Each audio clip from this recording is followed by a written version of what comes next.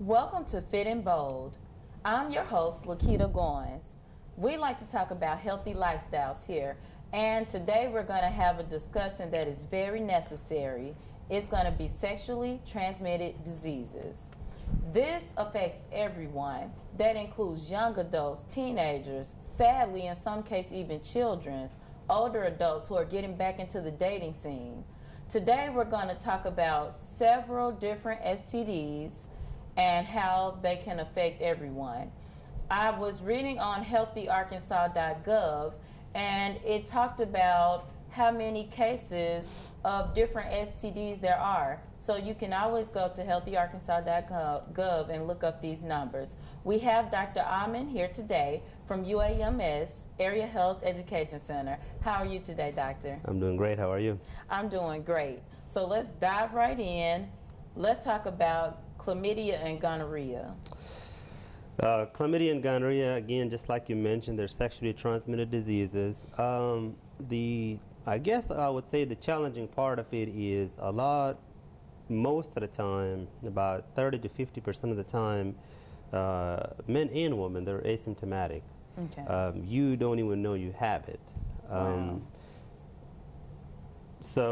And when you do have the symptom, usually that would be a vaginal discharge, a penile discharge, lower belly pain, lower abdominal pain, sometimes dysuria, maybe a back pain. Okay. So how common are gonorrhea and chlamydia? They're very common. I would say in general population, about 5 to 10% of the people are carriers for either gonorrhea or chlamydia. Okay, now I know that syphilis, it has a cure, it's not so common anymore, but can you just briefly tell us what syphilis is and some of its symptoms? Yeah, syphilis is, again, we don't see it as much as we used to. Treatment is excellent, you can treat it. The symptoms, it goes into phases. You got the primary syphilis, the secondary syphilis, and the tertiary syphilis. But the primary syphilis, you get a chancre, what we call the chancre. Basically, it's an ulcerated lesion that is painless. Mm-hmm. Okay, you get it in your genital area, and if it's painless, it's time to go see a doctor and have it checked out, make sure you don't have a syphilis. Wow. So previously we did a preventative care episode, and we talked about the importance of getting pap smears. Yeah. So can you tell us about HPV? HPV, extremely common, very, very common. We see it all the time in our clinic. Women who are sexually active should get a yearly pap smear. It's a very preventable thing. If you catch it early on, no big deal. Mm-hmm. But people who suffer from it are the ones that don't do their annual pap smear. Mm-hmm. Again, if you get a cervical cancer, it's a devastating thing. You know? It takes a while before it becomes that invasive, but annual pap smear is the way to go. Make sure that you get one done every year. Okay. And why do you think that so many people have HPV? HPV, a lot of the men, women carrier, no symptoms, and HPV has different strains. Some of the strains are not as bad as the other one. Most men, again, if I can't remember the exact number, but let's say if a man had 3 sexual partners, his chances of carrying some sort of HPV, I'm not talking about the bad one, but some sort of HPV is about 80%. Okay. So another thing, herpes. Yeah. Tell us about herpes. Herpes is caused by herpes simplex virus. If you have a lesion down there in your vaginal or penile area that is painful, have it checked out by a doctor. Okay. Painful or generally herpes, painful lesions, painless lesions, you're worried more about syphilis and stuff like that. So how easily is herpes transmitted? Very easy. If you come in contact with an active lesion, there are good chances that you would get infected. And once you get infected, you got to live with it for the rest of your life because there's no cure. You can, in acute phases, in acute flare-up, we give you a cyclovir or some other antiviral drugs, and it goes dormant. We can cure it for that time, but then anything can cause a flare-up and come right back up. Okay. Well, we're here in Jefferson County, and relative to the rest of the state of Arkansas, there's a higher concentration of HIV cases. Yeah. So can you talk to us about what HIV is versus what AIDS is? HIV is basically you get infected with the virus, the human immunodeficiency virus. And AIDS is basically, you start to develop symptoms. Basically what we call the CD4 count. After it drops a certain level, you get labeled as AIDS. You're immunocompromised at that point. Okay, and is there a cure for this? You have different types of medication that keeps the CD4 counts above a certain level. A cure just to kill the AIDS virus, not that I know of. Okay. So another sexually transmitted disease is hepatitis C. Yes. So can you tell us kind of what that is? Hepatitis B and hepatitis C is transmitted through sex, needles. IUD users get it. Rarely, once in a while, you can probably get it from a blood transfusion, but that doesn't happen very often just because of the modern technology and stuff. Mostly, drug use and sex through sex. It affects your liver.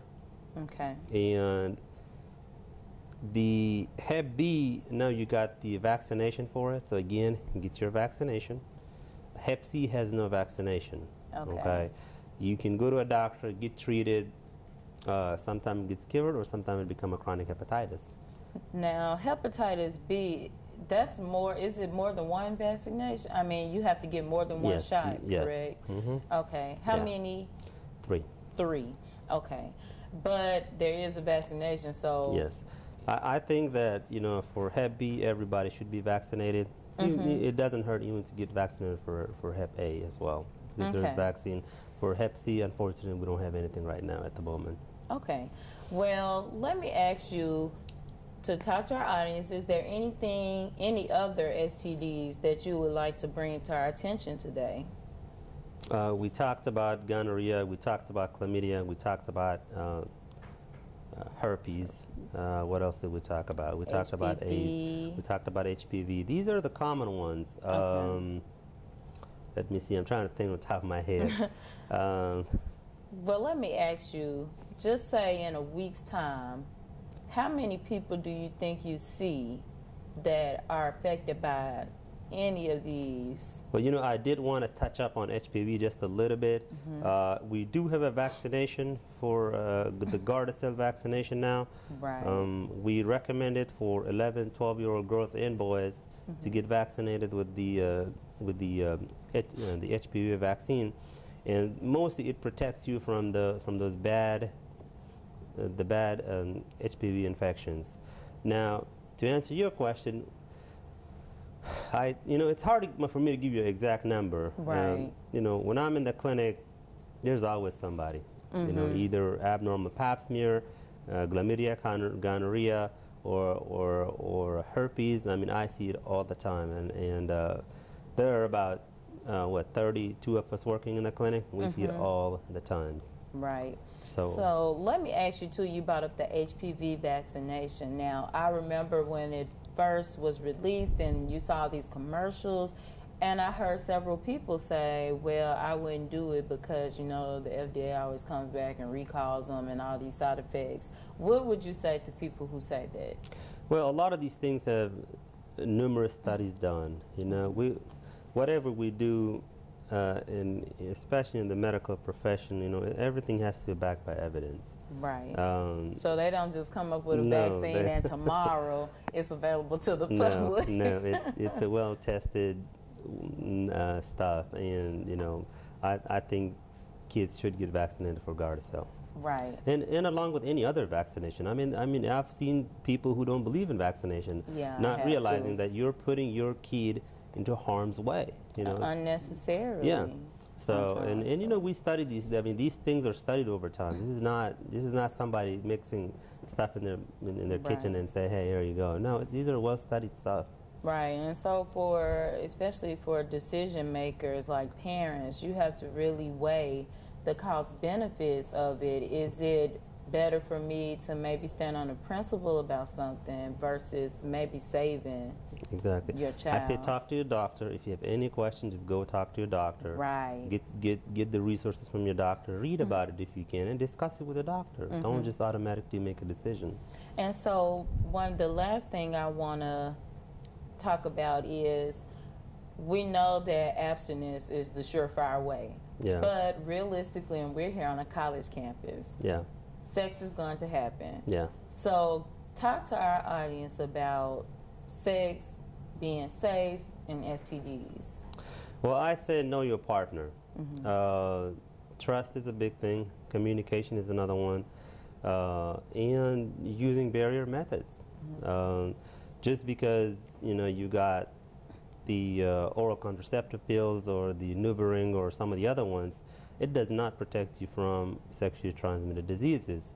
Okay, so I know that, you know, a lot of young kids and things will happen, but, you know, for the parents, I say talk to your kids, tell them that this is serious stuff. This is no joke. I mean, if you see a patient dying from AIDS or a patient dying from cervical cancer, it's very serious. It is serious stuff. I mean, literally, they literally melt in front of you. I mean, you know, we see it all the time. We work in the hospital, and it's bad stuff. In chlamydia, gonorrhea, a lot of the ectopic pregnancy, a lot of the infertilities, you know, because these infections actually cause scarring in the tubes. Okay. And that's how the ectopic pregnancy and infertility and all that stuff goes for women. So I say play it safe. Okay. Well, I thank you, Dr. Ahmed, for being very candid with us. That's what we need. And I want to thank you, and I hope our audience has taken something away from this conversation today. My pleasure. But when we return, we will have a Fit and Bold healthy recipe. So please stay tuned.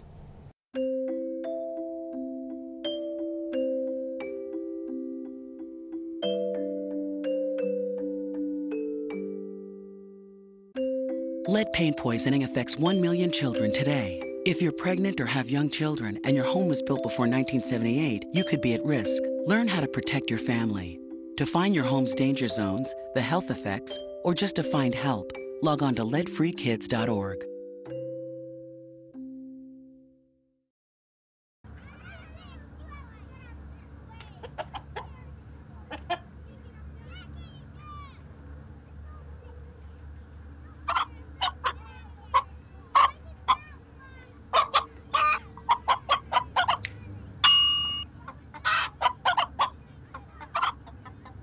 Separate raw meats from other foods by using different cutting boards. 3,000 Americans will die from food poisoning this year. Keep your family safer. Check your steps at foodsafety.gov. Up, college is hard. Down, those books are heavy. My sport is football, but my passion is education. Right up here. So every year I take promising high schoolers on a college tour Lights there, darts there. to show them that higher education means a brighter future. My name is Nnamdi Asamoah. I don't just wear the shirt, I live it. You can be a reader, tutor, or mentor too. Take the pledge at liveunited.org/volunteer. Do you wear this?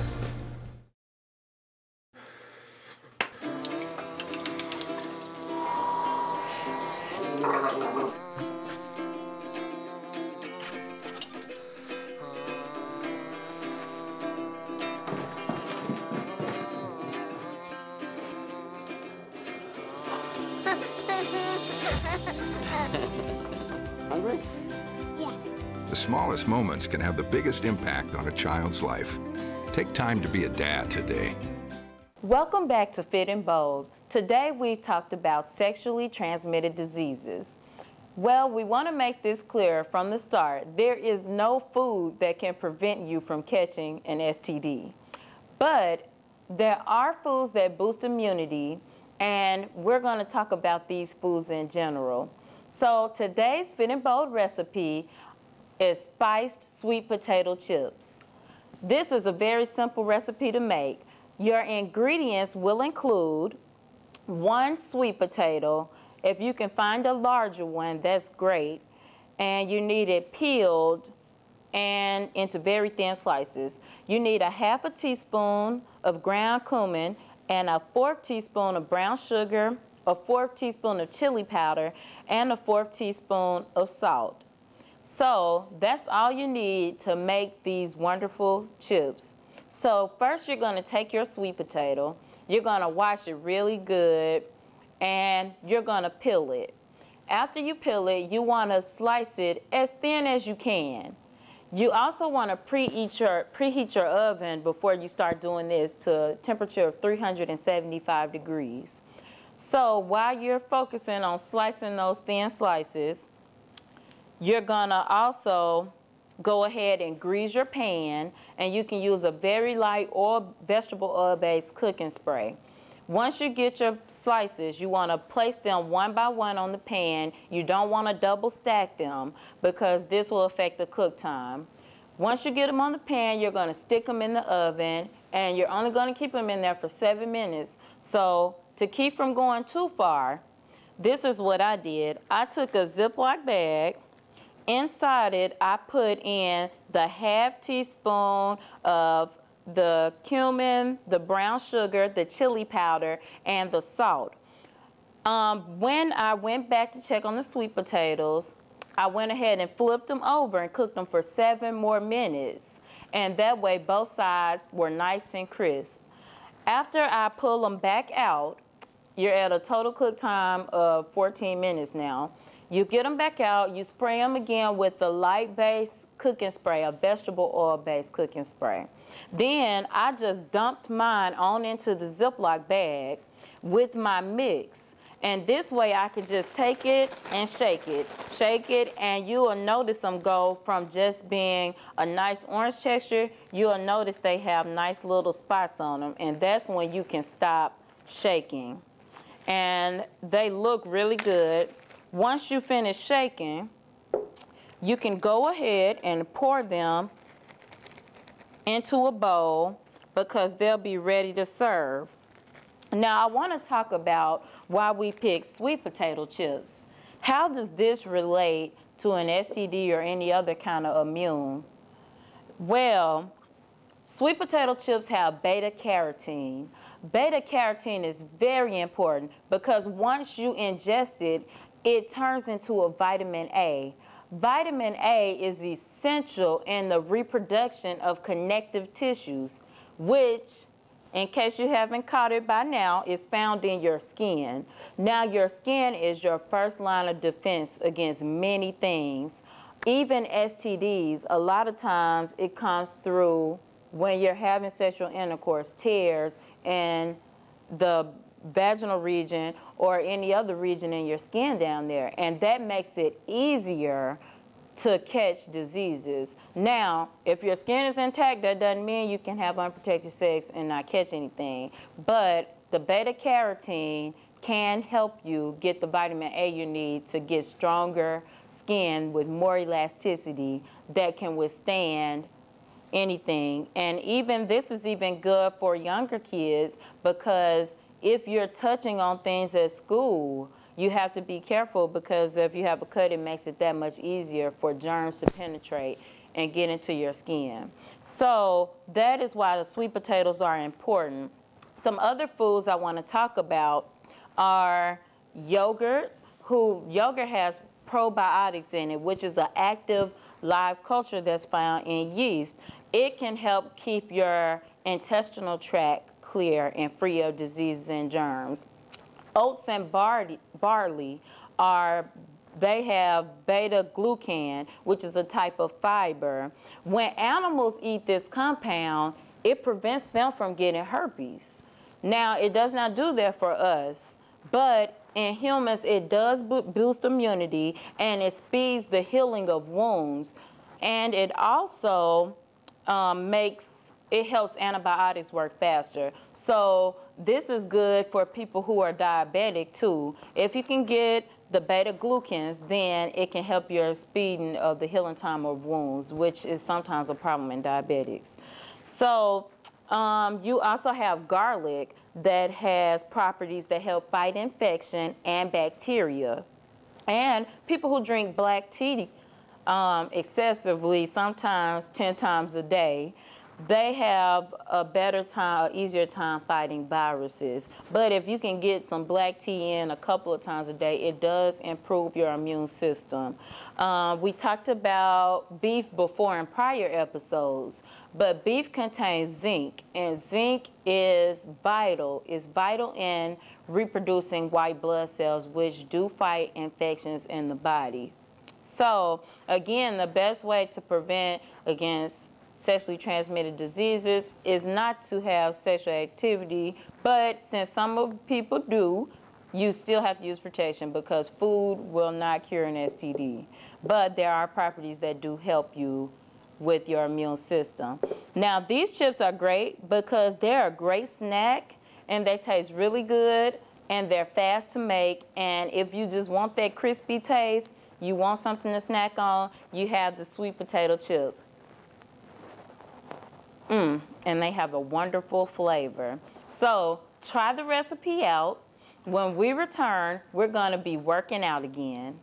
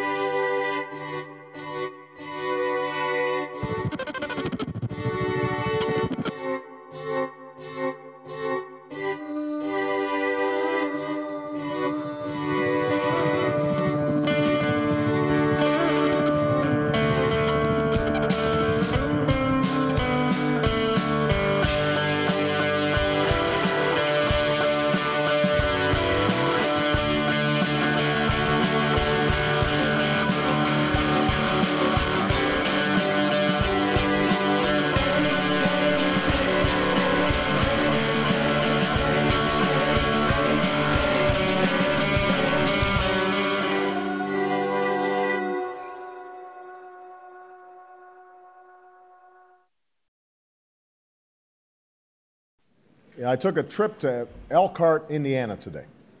Elkhart's a place that has lost jobs faster than anywhere else in America.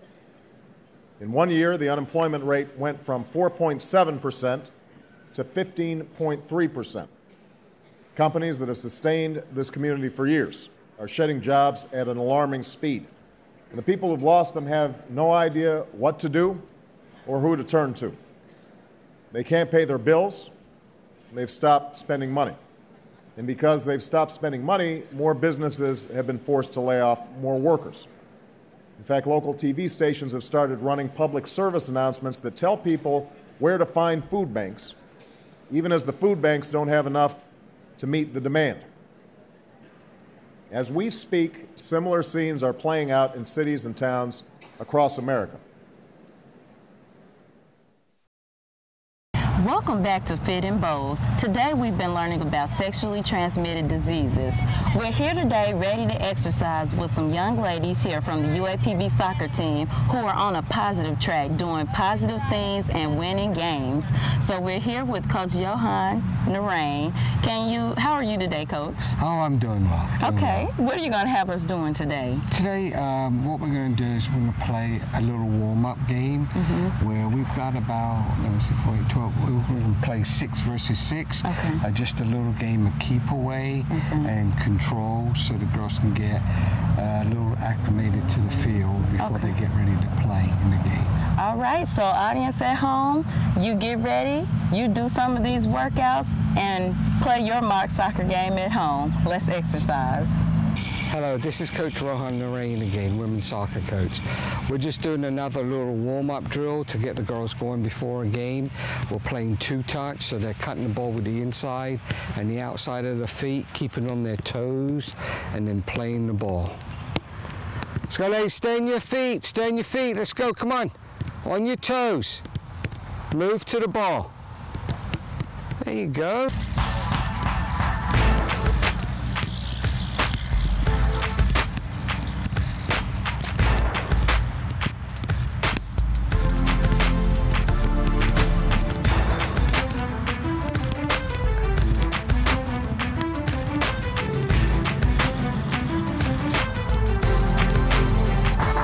some room, Casey.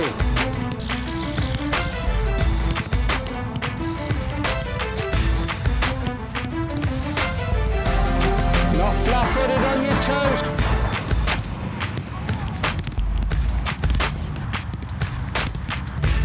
Let's go, 30 more seconds.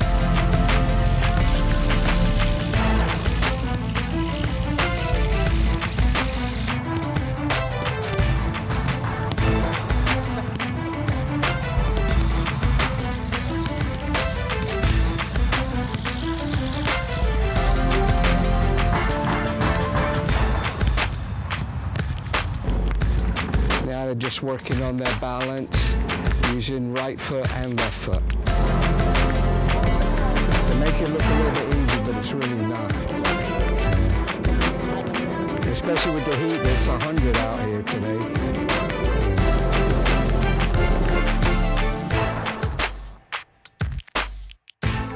That was a wonderful exercise session with the UAPB Women's Soccer. I want to share a testimony from Ms. Lisa White in the cashier's office at UAPB. She had seen Ms. Denise Todd, who also gave a testimony on our show, and she would see her every 2 weeks losing weight. So Ms. Todd shared her nutrition plan with Lisa White. Lisa decided to do the things that fit her in the nutritional plan. She also decided to stop drinking 4 or 5 sodas a day and cutting lunch and eating candy bars, and she's felt a big difference in her life. She wants you all to know, if you're a mother, she is one too, and she would take her son to Little League practice, and while he was practicing for 2 hours, she would walk and run the bleacher. So she's lost weight and she's feeling better than ever, and she wants you to stay encouraged and get fit. If you want to find some things in the community to work out in, you can call, we have lap swimming and water aerobics with the UAPB Wellness Program. That number is 575-8000. Ask for Cynthia Anderson or Ms. Rita Gates. Also, the Shepherd Center has Tai Chi classes and line dancing classes available. Ask to speak to Ms. Betty Johnson at 535-8037. And the Rose Hill Missionary Baptist Church has exercise classes available 2 days a week. That number is 536-4786. Remember to find something that you like to do that's fun for you. Miss exercise when you can't get to it. This way you can get fit and be bold.